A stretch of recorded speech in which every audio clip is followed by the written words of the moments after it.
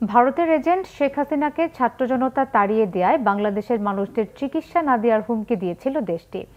সেই অমানবিকতার জবাব দিতে দেশের তরুণ চিকিৎসকদের প্রতি আহ্বান জানিয়েছেন দৈনিক আমার দেশ সম্পাদক মাহমুদুর রহমান।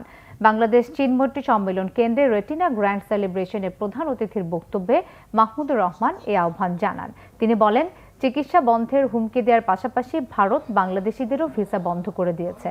আমার দেশ সম্পাদক বলেন, ফিলিস্তিনের সিনিয়র চিকিৎসকরা যে মানবিকতার উদাহরণ দেখাচ্ছেন তা বিরল। জীবনের ঝুঁকি নিয়ে ইসরায়েলের হামলায় হতাহতদের জীবন রক্ষায় কাজ করছেন তারা।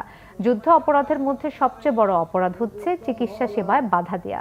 ইসরায়েল সেই অপরাধী করছে দিনের পর দিন।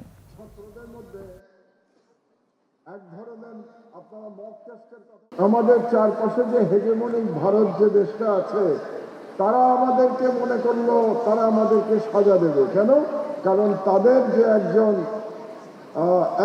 এজেন্ট বাংলাদেশের রাষ্ট্র ক্ষমতা 15 বছর দখল করে রেখেছিল,